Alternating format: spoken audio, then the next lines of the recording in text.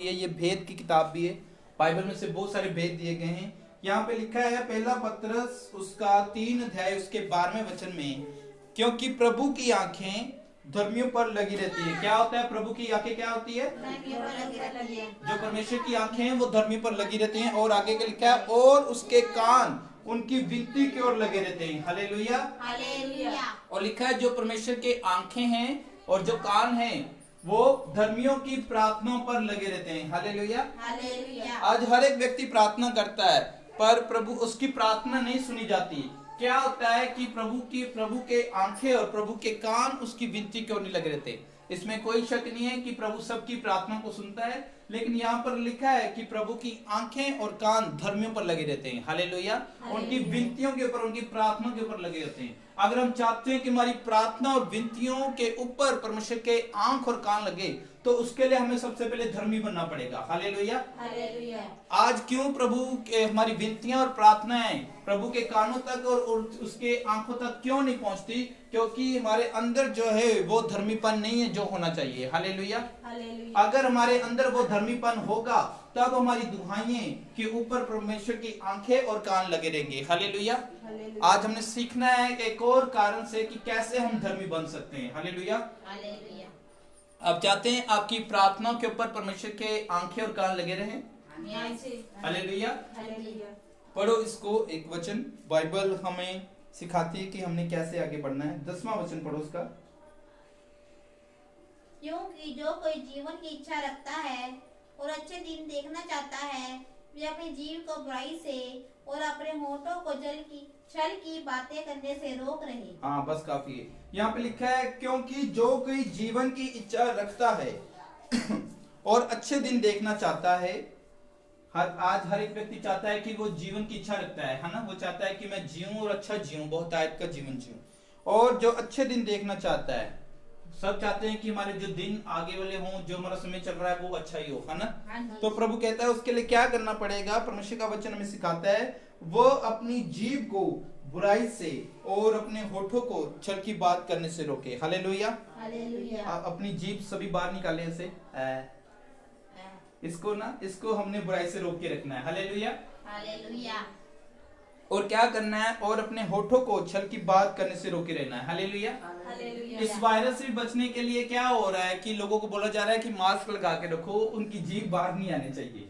अगर जीभ बाहर आई तो वो बैक्टीरिया बाहर आ सकते हैं और दूसरे को भी पीड़ित कर सकते हैं। Hallelujah, hallelujah. बाइबल भी यही बताती है कि अगर आपने अपनी जीभ को निकाला बाहर तो क्या हो सकता है? आप मुश्किल में पड़ सकते हो। हालेलुया, परमेश्वर का वचन कहता है क्योंकि जो कोई जीवन की इच्छा रखता है और अच्छे दिन देखना चाहता है। मान लो ये गवर्नमेंट कह रही है, मान लो ये डॉक्टर हमें कह रहे हैं कि अगर कोरोना वायरस से बचना है और अगर तो जीवित रहना है और अच्छे दिनों को देखना है, तो वो कह रहे हैं कि अपनी जीभ को बचा के रखना, अपने मुंह को बचा के रखना है। बोल रहे हैं ना, मुंह पे मास्क लगाओ, जीभ थूकना नहीं है ना। जीभ से थूकते हैं ना।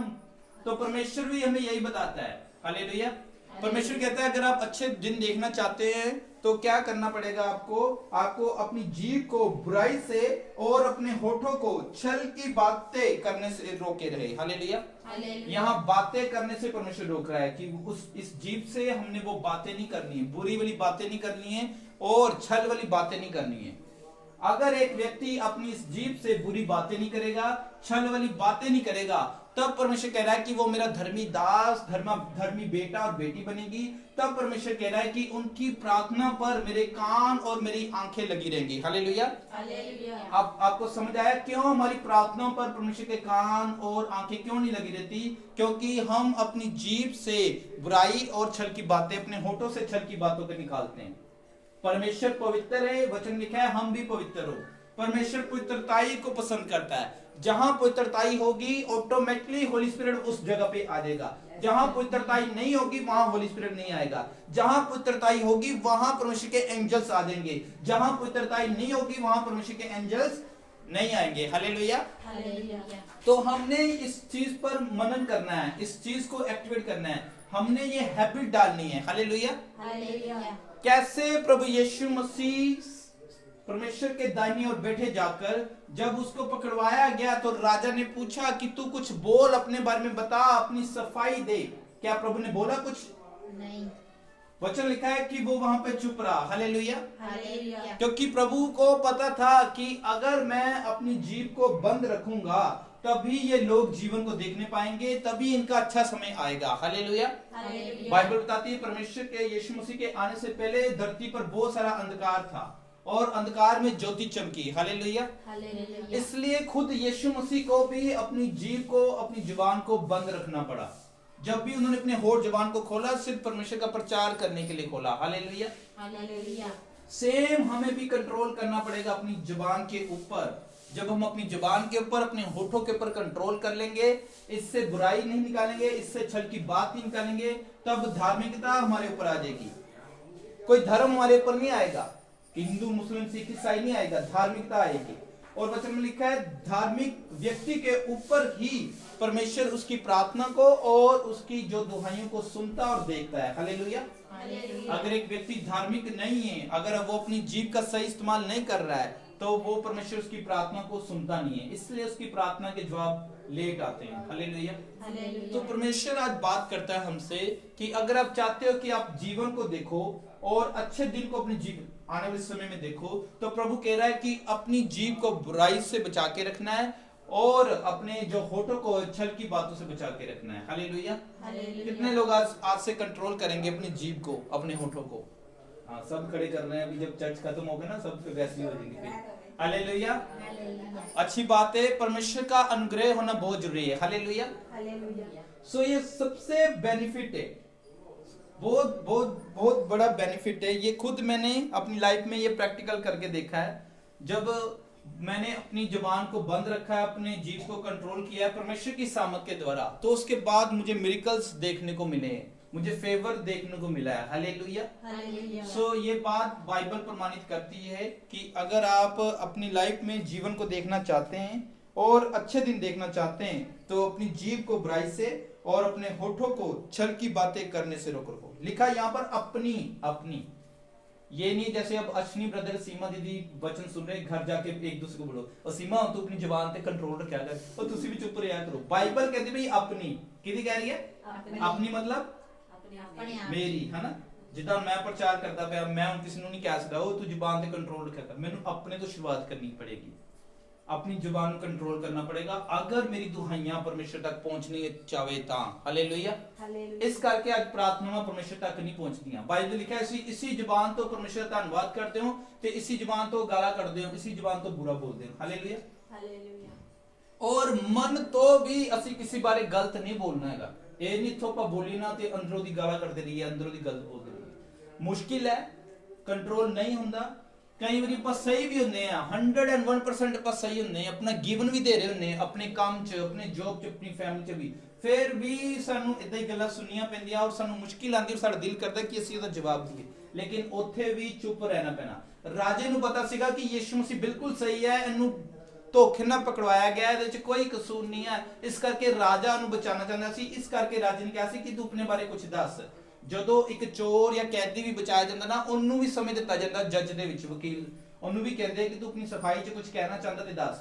ਦੇਖਿਆ ਨਾ ਫਿਲਮਾਂ 'ਚ ਕਹਿੰਦੇ ਨੇ ਨਾ, ਅਗਰ ਕਿਸੇ ਨੇ ਖੂਨ ਵੀ ਕੀਤਾ ਹੋਵੇ ਜਾਂ ਕੋਈ ਪਕੜਿਆ ਵੀ ਜਾਵੇ, ਜਦੋਂ ਉਹਦੇ ਕੇਸ ਦਾ ਹੱਲ ਕੀਤਾ ਜਾਂਦਾ, ਉਹਨੂੰ ਖੜਾ ਕੀਤਾ ਜਾਂਦਾ, ਉਹਨੂੰ ਕਿਹਾ ਜਾਂਦਾ ਬੋਲ ਕੇ ਦੱਸ ਜੇਕਰ ਤੂੰ ਆਪਣੇ ਬਾਰੇ ਕੁਝ ਕਹਿਣਾ ਚਾਹੁੰਦਾ ਵਾ। ਮੌਕਾ ਦਿੱਤਾ ਜਾਂਦਾ ਇੱਕ, ਪਰ ਤੁਸੀਂ ਦੇਖਣਾ ਹੈ ਕਿ ਕਿੱਥੇ ਤੁਸੀਂ ਬੋਲਣਾ ਹੈ, ਕਿੱਥੇ ਨਹੀਂ ਬੋਲਣਾ ਹੈਗਾ, ਔਰ ਕੰਟਰੋਲ ਵਿੱਚ ਰੱਖਣਾ ਆਪਣੀ ਜੀਭ ਨੂੰ। ਹਾਲੇਲੂਇਆ। ਇਹ ਜਿਬ ਤੋਂ ਸਿਰਫ ਤੁਸੀਂ ਅੰਗੀਕਾਰ ਹੀ ਕਰਨਾ। ਹਾਲੇਲੂਇਆ। ਹੁਣ ਬਹੁਤ ਸਾਰੇ ਲੋਕ ਕੱਲ ਮੈਨੂੰ ਕਹਿ ਰਹੇ ਸੀ ਕਿ ਪਾਸਟਰ ਜੀ ਲੋਕਡਾਊਨ ਫੇਰ ਲੱਗ ਜਾਣਾ, ਮਾਹੌਲ ਖਰਾਬ ਹੈ, ਇਹ ਉਹ ਹੈ। ਮੈਂ ਕਿਹਾ ਨਹੀਂ ਲੱਗਣਾ, ਚਾਹੇ ਮਾਹੌਲ ਹੋ ਰਿਹਾ, ਸਾਨੂੰ ਅੰਦਰੋਂ ਪਤਾ ਕਿ ਲੱਗ ਸਕਦਾ, ਪਰ ਆਪਾਂ ਜੀਭ ਤੋਂ ਕੀ ਕਰਦੇ ਪਏ ਆ, ਆਪਾਂ ਕਹ ਰਹੇ ਨਹੀਂ ਲੱਗਣਾ, ਨਹੀਂ ਲੱਗਣਾ, ਨਹੀਂ ਲੱਗਣਾ। ਲੋਕੀ ਕਹਿੰਦੇ ਵੀ ਲੱਗ ਜਾਣਾ, ਲੱਗ ਜਾਣਾ, ਲੱਗ ਜਾਣਾ। ਹਾਲੇਲੂਇਆ। ਇਹਦੇ ਵਿੱਚ ਹੀ ਹੈ ਸਾਰੀ ਬਲੇਸਿੰਗ ਤੇ ਆਸ਼ੀਸ਼ ਤੇ ਸ਼ਰਾਬ। ਹਾਲੇਲੂਇਆ। ਇਹ ਪ੍ਰੋਫੈਟਿਕ ਹੈ, ਇਹ ਪ੍ਰੋਫੈਟਿਕ ਯੁੱਗ ਹੈ, ਜੋ ਤੁਸੀਂ ਬੋਲੋਗੇ ਉਹ ਤੁਹਾਡੀ ਲਾਈਫ ਵਿੱਚ ਹੋ ਜਾਏਗਾ। ਹਾਲੇਲੂਇਆ। ਹਾਲੇਲੂਇਆ। ਵਚਨ ਪੜੋ, ਇੱਕ ਨੀਤੀ ਵਚਨ 18 ਦੀ 21, ਇਸ ਤੋਂ ਬਾਅਦ ਜਲਦੀ ਖਤਮ ਕਰਾਂਗੇ। ਬਾਈਬਲ 'ਚ ਲਿਖਿਆ ਜਦੋਂ ਤੁਸੀਂ ਪਰਮੇਸ਼ਰ ਦੀ ਇੱਕ ਇੱਕ ਆਗਿਆ ਨੂੰ, ਨਿਯਮ ਨੂੰ, ਵਿਧੀਆਂ ਨੂੰ, ਚੁਣੌਤੀਆਂ ਨੂੰ ਮੰਨੋਗੇ, ਫਿਰ ਤੁਹਾਡੇ ਤੇ ਬਲੇਸਿੰਗ ਆਊਗੀ। ਹਾਲੇਲੂਇਆ। ਇਹ ਪਰਮੇਸ਼ਰ ਦੀ ਇੱਕ ਵਿਧੀ ਹੈ, ਇੱਕ ਪਰਮੇਸ਼ਰ ਦਾ ਤਰੀਕਾ ਜਿਹੜਾ ਪਰਮੇਸ਼ਰ ਸਾਨੂੰ ਕਹਿ ਰਿਹਾ ਕਿ ਅਸੀਂ ਆਪਣੀ ਜੀਭ ਨੂੰ ਤੇ ਆਪਣੇ ਮੂੰਹ ਨੂੰ ਬੁਰਾਈ ਤੋਂ ਤੇ ਛਲ ਤੋਂ ਬਚਾ ਕੇ ਰੱਖਣਾ। ਹਾਲੇਲੂਇਆ। नीति वचन 18 ਦੀ 21 पढ़ो। जीव के वश में मृत्यु और जीवन दोनों होते हैं। कहते ताड़ी जड़ी जीभ है ना, ਉਹਦੇ ਵਿੱਚ खोल, मम्मी ने खोल लें तो नीति वचन 18:21 पढ़ो मम्मी, पढ़ेंगे 18:21 पढ़ो। जीभ के वश में मृत्यु और जीवन दोनों होते हैं। कहते जड़ी ताड़ी जीभ है ना, जीभ, फिर अपनी जीभ बाहर कर दो, तुम पता लग जाएगा। करो दा ऐदा करो। हाँ? मैं प्रचार करना नहीं तो मैं फिर नहीं तो मैंने बोलना पैना। ऐदे रखो हुन, देखो समझो दी कहते की कह रही बाइबल, तुसी मम्मी पढ़ो, बाकी अपनी जीभ ते दात रखो। जीभ के वश में मृत्यु और जीवन दोनों होते हैं। कहते एदे जीव ताड़ी ही जीव दे विच मृत्यु भी है, ताड़ी जीव दे विच जड़ी है जीवन भी है। मतलब एदे ची ताड़े श्राप है, एदे ची ताड़ी शीशा मार ऐते ही है। ऐ तो डिक्लेयर करना सी, है ना। और आगे, और जो उसे काम में लाना जानता है वह उसका फल भोगेगा। ऐदा पकड़ो हुन अपनी जीव नूं। कह रहे हैं कि जड़ा इनू काम विच लियाना जानेगा वो फल पावेगा, ओनू ब्लैसिंग मिलूगी, ओनू आशीष मिलूगी, ओनू चंगाई मिलूगी। हालेलुया। ਇਹਦਾ ਇਸਤੇਮਾਲ ਸਾਨੂੰ ਸਹੀ ਕਰਨਾ ਪੈਣਾ ਪਰਮੇਸ਼ਰ ਦੀ ਅਨੁਗ੍ਰਹਿ ਦੇ ਦੁਆਰਾ। ਹਾਲੇਲੂਇਆ। ਦੇਖਣਾ ਪੈਣਾ ਇਹਦੇ ਦੁਆਰਾ। ਤੁਹਾਨੂੰ ਵਧੀਆ ਮੈਂ ਤੁਹਾਨੂੰ ਉਦਾਹਰਨ ਦਿੱਤਾ, ਲੋਕੀ ਕਹਿੰਦੇ ਲੋਕਡਾਊਨ ਲੱਗ ਰਿਹਾ, ਲੋਕਡਾਊਨ ਲੱਗ ਰਿਹਾ, ਪਾਸਟਰ ਜੀ ਫੇਰ ਲੱਗ ਜਾਣਾ, ਭਾਈ ਫੇਰ ਲੱਗਾ, ਉਹ ਫੇਰ ਦਾ ਮਾਹੌਲ। ਮੈਂ ਉਹਨਾਂ ਨੂੰ ਕਹਿ ਰਿਹਾ ਨਹੀਂ ਲੱਗਣਾ, ਸਭ ਕੁਝ ਠੀਕ ਹੋ ਜਾਣਾ ਹੈਗਾ। ਇਹ ਨਹੀਂ ਮੈਂ ਨਿਊਜ਼ ਸੁਣੀ ਸੀ ਕਿ 1 ਤਰੀਕ ਤੋਂ ਅਨਲੌਕ ਹੋ ਜਾਣਾ ਹੈਗਾ ਵਾ। 2-3 ਦਿਨ ਪਹਿਲੇ ਹੀ ਮੈਂ ਡਿਕਲੇਅਰ ਕਰ ਰਿਹਾ ਸੀ ਨਹੀਂ ਲੱਗਣਾ, ਨਹੀਂ ਲੱਗਣਾ ਹੈਗਾ, ਨਹੀਂ ਲੱਗਣਾ। ਹਾਲੇਲੂਇਆ।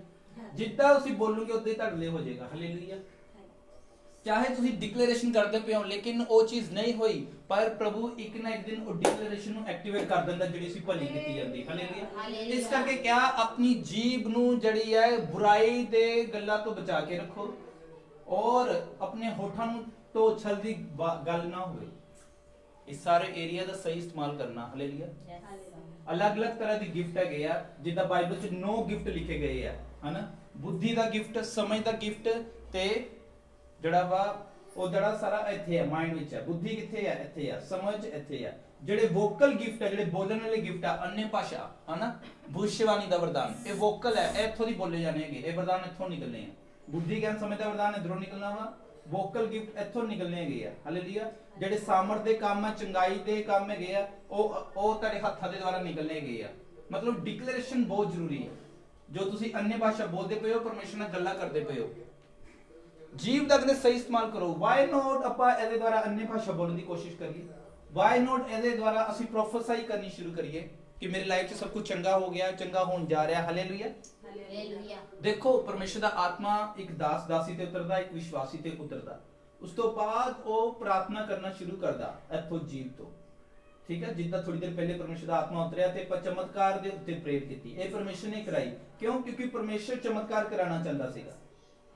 ਚਾਹੇ ਸਾਡੇ ਹਾਲਾਤ ਇਦਾਂ ਦੇ ਨਹੀਂ ਆ, ਅਸੀਂ ਕਹਿੰਦੇ ਕਿੱਥੋਂ ਮਿਰੇਕਲ ਹੋਣਾ ਯਾਰ, ਕੁਝ ਨਹੀਂ ਹੋਣਾ।